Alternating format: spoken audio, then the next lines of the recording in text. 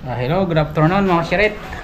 Update lang tayo dito sa Alcala Pangasinan project. Dito ko lang yung mga natapos namin. Hindi ko na kami dito. 4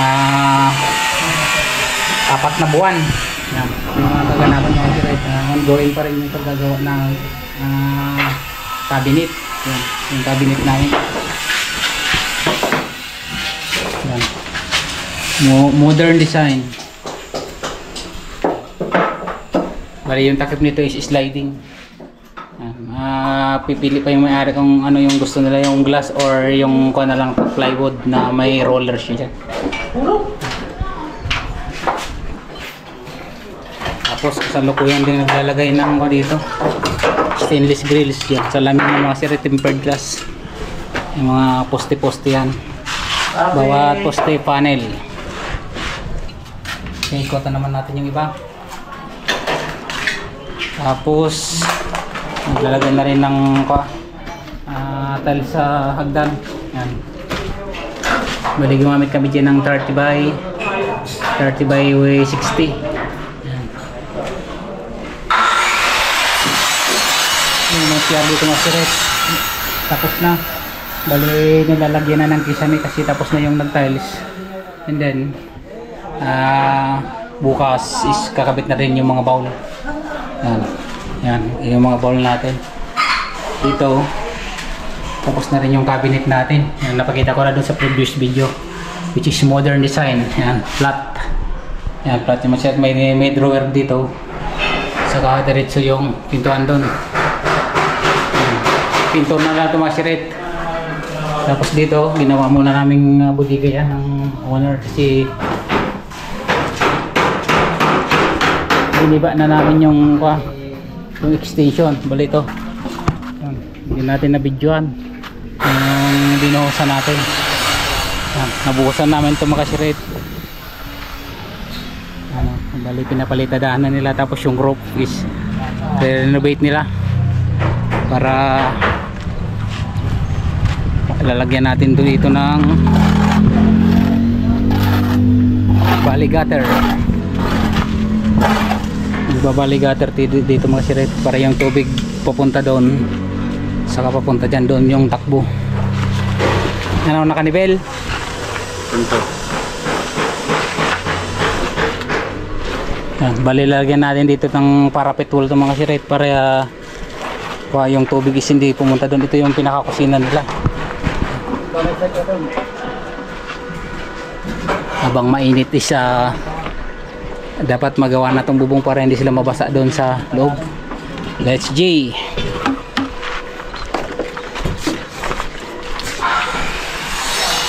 Bali binuhusan namin ito kahapon mga kasirit.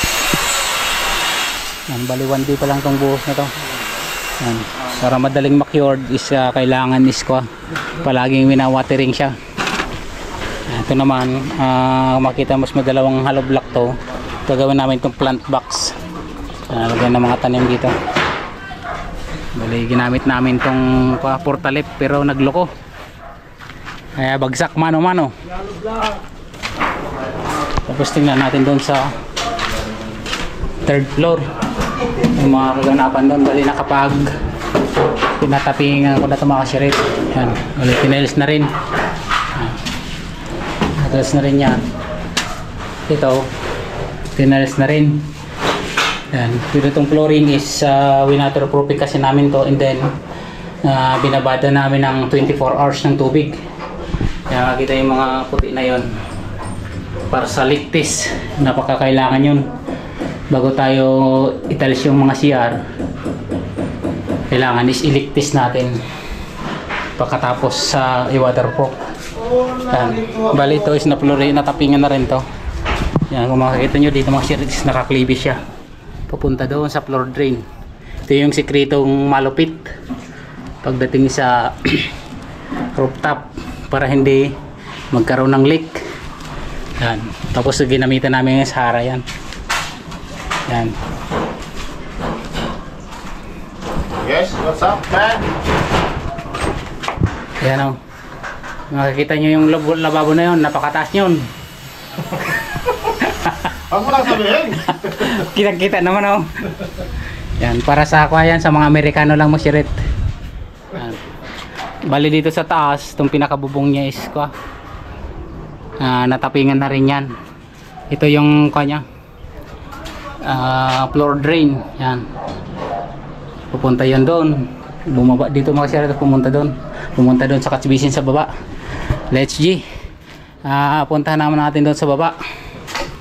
Let's go. Yan, bali inaasintadaan namin mga kasi ito yung pinaka main door nya. Ito, parts na to is yung terrace. Yan. Ito naman yung hagdan papunta dun sa taas. Bali inaasintadaan namin para ma-finish na. Yan. Ito yung ilalim ng binosa namin kahapon mga sirit. Bali umubos kami dito ng 45 bags. Ito yung dati yung tinitirhan ng owner. Lumipat muna sila doon sa isang kwarto na natapos namin. Tapos nilagyan namin ng division dyan para hindi naman sila mag-serve.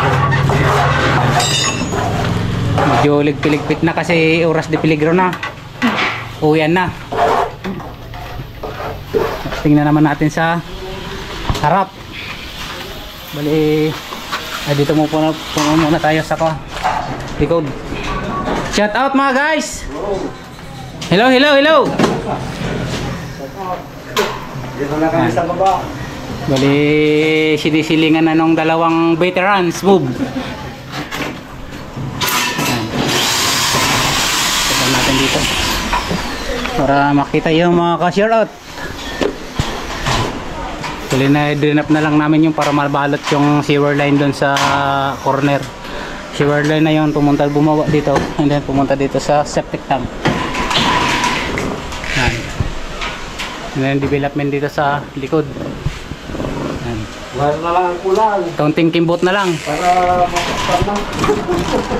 Proceed to the next project.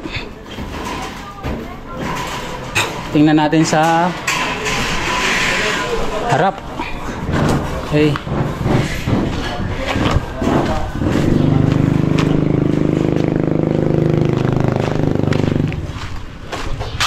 Yung mga service ng mga worker natin mga sirit. Puno na yung kalsada. Yan. Ito yung expansion. Bali yan. Actually hindi sana kasama yan pero ni-request ng mayari na tulad nung sa mga late previous vlog ko pinalagyan na lang ng slab kasi medyo luma na rin yung yero, yung mga tulo na kaya pinalitan na lang namin ng konkreto. Ito lang sana masirito. Tingnan natin dito. Yan, bali nakapag waterproofing na kami yan and then nakapag first coat na. Yan, ito na yung development mga kasirit. Bali all and all yung mga kasirit ko 5M 5 million yung budget niyan. Bahay na yan mga kasirit. Tingnan natin dito sa side dito. Bali tapos na dito. Na lang siya, iti-third coat and then final coat. Yan.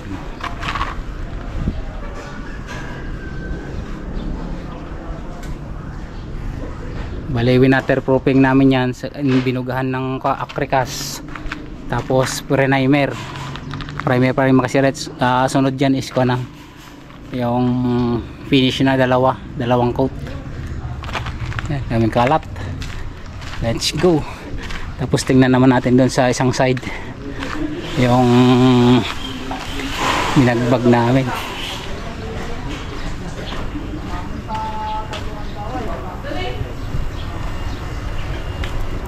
Yan. Ito yung dating wall ng bahay nila mga kasiret yan. Yung makikita nyo yung gray na yan. Yun yung dating wall nila. Tapos kung makikita nyo yun, yung dating bubong nila. Ngayon in-slab na natin. Pero yung poste natin is pilinas na lang natin doon sa loob para hindi na natin magalaw yung dating pader para hindi na magkaroon ng tagas. Yan. Pilinas na lang natin. Bali ko lang yan mga sirit ginawa namin. Bali 2 weeks lang. Bagbag, hukay, and then forming ng slab, and then binuhusan namin kahapon. Hindi lang ako nakapag-vlog kahapon kasi busy tayo mga kasirit. Yan, i-update ko lang kayo. Bali na pinturahan na din pala itong mga kasiret dito banda sa taas. Yun ang mga kasiret. Okay. Hanggang yan lang ma-share yung vlog natin ngayong araw. Bali Friday ngayon. Bukas is Saturday. Is a payday. Okay, maraming salamat sa panonood. Makoy Speak TV nagsasabing never say goodbye because tomorrow is another vlog. Yo!